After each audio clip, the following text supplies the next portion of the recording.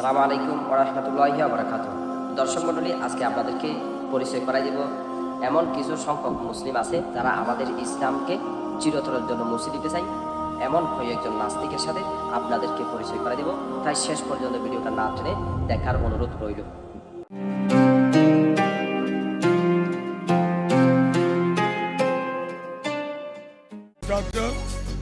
উৎসব সভা ছোটভাবে আমরা পূজাটা ওরা আমাদের সাথে জয়েন্ট আছে। যার উৎসব সবার তাই শুরুতে আপনাদেরকে জানিয়ে রাখি, ধর্ম যার যার, উৎসব সবার। যার যার উৎসব সবার যার উৎসব সবার, এই কথা বলে বাঙালিদের কথা, অন্তরের কথা। যে বা যারা বিভাজন করতে চায় তারা সত্যিকারের বাঙালি নয়, কারণ ওরা বুঝেন, ওরা শিক্ষিত হয়নি। যদি ওরা শিক্ষিত হলে তারা বুঝতো আমরা বাঙালি সবচেয়ে বড় পরিচয় নেই। সব চাইতে বড় কথা হচ্ছে কি, ধর্ম যার যার, উৎসব সবার। এটাই বাঙালির শিক্ষা, ধর্ম যার যার, উৎসব সবার। এটা যারা বিশ্বাস করে না তারা বাঙালি হতে পারে না, তারা অশিক্ষিত, তারা মূর্খ। যার যার আল্লাহ রয়েছে, ভগবান রয়েছে, যিশু খ্রিস্ট রয়েছে, কিন্তু যখন উৎসব, বাঙালি উৎসব পাগল আমরা সবাই। ঠাকের বাড়ি বাজবে আর আমরা ঘরে দরজা বন্ধ করে বসে থাকবো, এমন জাতি আমরা নই। মানুষ বলে যে না, যার ধর্ম তারই উৎসব, এটা ঠিক না। আমরা মানুষ সবাই, আমাদের যদি রক্ত হাত কাটা হয়, আমাদের অন্তরে যার যার আল্লাহ রয়েছেন এবং ভগবান রয়েছেন, এবং আমরা বাঙালি জাতি উৎসবের ভাগ। এই বাঙালি মেয়েরা যে এরকম নিকৃষ্ট সেটা আমি আগে জানতাম না। এই ভিডিও দেখার পরে আমার চোখ খুলে গেল।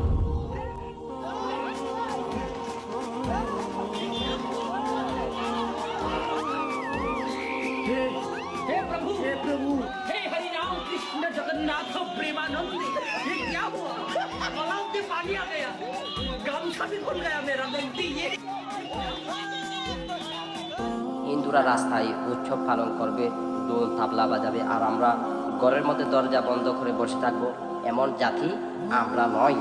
উৎসব, বাঙালি উৎসব পাগল আমরা সবাই। ঠাকের বাড়ি বাজবে আর আমরা ঘরে দরজা বন্ধ করে বসে থাকবো, এমন জাতি আমরা নই। দর্শক মণ্ডলী, আপনারা ফিলিস্তিনের দিকে তাকাইলে বুঝতে পারবেন যে ফিলিস্তিনের মেয়েরা শুধু মাথার এক টুকরা কাপড়ের জন্য অস্ত্র হাতে নিয়ে যুদ্ধের ময়দানে অংশগ্রহণ করতেছে। আর আমাদের বাঙালি মেয়েরা কিন্তু শুধু কাপড় খোলার জন্য না, এবং ভিতরে আন্ডার বা যেটা বলা হয় যেটা আছে ওইটাও খোলার জন্য আমাদের বাঙালি মেয়েরা কিন্তু উঠে পড়ে লেগে, সেটা আপনারা নিশ্চয়ই বুঝতে পেরেছেন। কিছু মানুষ বলে ধর্ম যার, উৎসবটাও তার।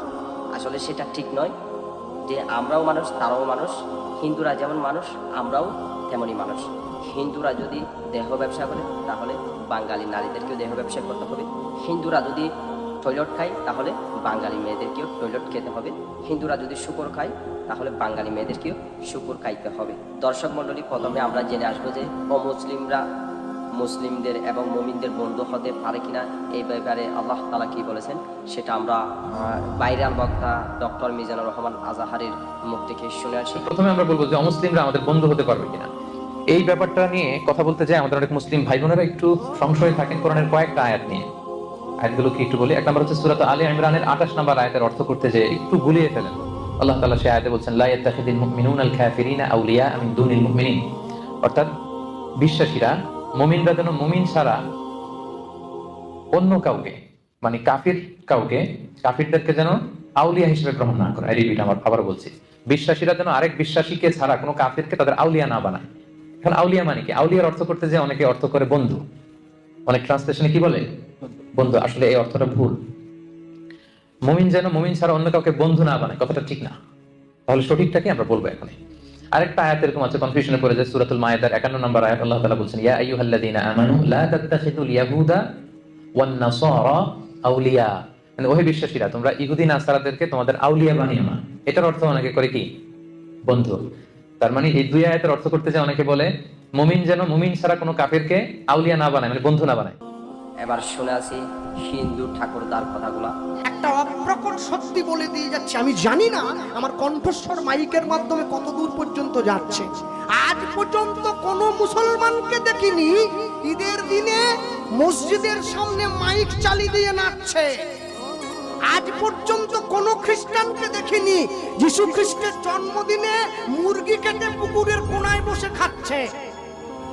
কালী পূজার বিসর্জনের দিন হিন্দুকে দেখেছি মাকে টলিতে তুলে দিয়ে মদ খেয়ে নাচতে নাচতে যাচ্ছে, বলে আসছে বছর নাকি আবার হবে। শুনলেন তো তিনি কি বলতে চাচ্ছেন। তিনি বুঝাইতে চাচ্ছেন যে আজ পর্যন্ত একটা মুসলিমও মসজিদের সামনে এবং ঈদের দিন নামাজ ব্রত অবস্থায় কেউ মসজিদের সামনে এসে কেউ এই নাচ গান এবং নাচানাচি করে নেই। তাহলে দেখুন অমুসলিমরাও আমাদের ইসলাম ধর্ম, আমাদের ভারত দিকগুলো তারা তুলে ধরতেছেন। তাহলে বুঝতে হবে ইসলাম ধর্মটাই সবচাইতে উত্তম ধর্ম। দর্শক মণ্ডলী, আপনারা জানেনই ইতিপূর্বে প্রধানমন্ত্রী নিজেই বলেছেন যে ধর্ম যার যার, উৎসব সবার। যারা বাংলাদেশে মুসলিম হওয়া সত্ত্বেও তারা অমুসলিমদের যে উৎসবটা পালন করতেছে এদের বিরুদ্ধে কোনো আইনগত ব্যবস্থা নেওয়া হবে না, যার কারণে প্রধানমন্ত্রী নিজেই বলেছেন। বাট আমাদের মাইন্ডে রাখতে হবে। দর্শক মণ্ডলী, আঞ্চলিক ভাষায় একটা কথা আছে, যা ফুজের মতো বই আর হুসা হইল নদী। এই জন্য সবাইকে সাবধান হতে হবে।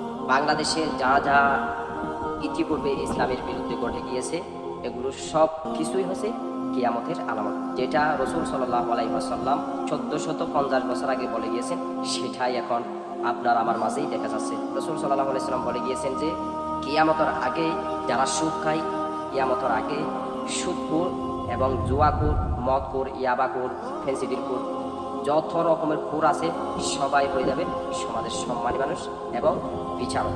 তারা যে রায় দিবে মাসলুমরা সেই রায় মানতে বাধ্য হবে, না মানলে তাদেরকে শাস্তি দেওয়া হবে। ইতিপূর্বে আমি একজন হুজুরের বক্তব্য শুনেছি, যে বক্তব্যে হুজুর 14টা হাদিস দ্বারা ফরমান করেছেন যে 2028 সালে ইমাম মাহদী আসতে পারে বা এরপরও আসতে পারে, আল্লাহ যখন চায় তখনই আসবে। এখন আমাদের মূলত করণীয় কি? যারা পরকালে শান্তি পেতে চায়, যারা মৃত্যুর পরে জান্নাতে যেতে চায়, তাদের উচিত হচ্ছে কি যে যেখানে অবস্থান করতেছেন সেখানে বসে কিভাবে ইসলামকে এগিয়ে নিয়ে যায়, কিভাবে আল্লাহর দিন কায়েম করা যায় এই ব্যাপারে চিন্তা ফিকির করা এবং বেশি বেশি আল্লাহ তাআলার কাছে দোয়া করা। যারা আমাদের মাসলুম ভাইরা নির্যাতিত হচ্ছে তাদের জন্য দোয়া করা। দর্শক মণ্ডলী, একটা হাদিস না বললেই নয়, যেটা রাসূল সাল্লাল্লাহু আলাইহি সাল্লাম বলেছেন কিয়ামতের আগে এমন একটা যুদ্ধ হবে যে যুদ্ধের নাম হবে গাজওয়াতুল হিন্দ। এই গাজওয়াতুল হিন্দ যুদ্ধের মাঝে যারা অংশগ্রহণ করবে এবং যারা শহীদ হবে তারা ডাইরেক্টলি বিনা হিসাবে জান্নাতে চলে যাবে। সুবহানাল্লাহ। রাসূল সাল্লাল্লাহু আলাইহি সাল্লাম আরো বলেছেন যারা এই যুদ্ধে বিজয় লাভ করে ফিরে আসবেন তারা জান্নাতের টিকিট নিয়ে ফিরে আসবেন। সুবহানাল্লাহ। তো দর্শক মণ্ডলী, এই যে রাসূলের হাদিসেই প্রমাণ করে যে গাজওয়াতুল হিন্দ যুদ্ধের মাঝে কি লাভ এবং কি ক্ষতি রয়েছে। দর্শক মণ্ডলী, আরেকটা হাদিস বলে ভিডিওটা শেষ করে দেব। হাদিসটা হচ্ছে রাসূল সাল্লাল্লাহু আলাইহি সাল্লাম বলেছেন যে কিয়ামতের আগে একজন দাজ্জাল আসবে, যিনি নিজেকে রব দাবি করবে, নিজেকে আল্লাহ দাবি করবে। তার সৈনিক হিসাবে 1 নম্বরে থাকবে ইহুদি, 2 নম্বরে থাকবে নারী জাতি, যারা মুসলিম হয়েও দাজ্জালকে রব বলে মেনে নেবে। তাই আমি সবাইকে বলতেছি, যারা বিয়ে করেছেন বা বিয়ে করেন নাই সবাই আল্লাহর কাছে একটা দোয়া করবেন যাতে আপনাদের মেয়ে না হয়। এই নারী জাতিটা একটা কিয়ামতের আগে একটা বোঝা হয়ে আসতেছে। আর আল্লাহ তাআলা যদি মেয়ে যদি দিয়ে দেন তাহলে সেই মেয়েকে সঠিক ইসলামের উপরে লালিত পালিত করার চেষ্টা করবেন, যাতে একটুও কমতি না হয়, যাতে পরকালে আপনি বেঁচে যেতে পারেন। দর্শক মণ্ডলী, এখানে আরেকটা হাদিস বলে রাখি যে রাসূল সাল্লাল্লাহু আলাইহি সাল্লাম বলেছেন একটা নারী যদি জাহান্নামে যায় তাহলে সে একাই যাবে না, 4 জনকে তিনি একসাথে নিয়ে একটা জামাত করে তিনি জাহান্নামে যাবেন এবং 4 জনই হবে পুরুষ। তবে পুরুষগুলা কে? 1 নাম্বার হবে তার বাবা। তার বাবা তাকে কেন দ্বীনি শিক্ষা দেন নাই, যে রব একটা আছে সেটা তাকে কেন বোঝান নাই। 2 নাম্বার হবে তার বড় ভাই।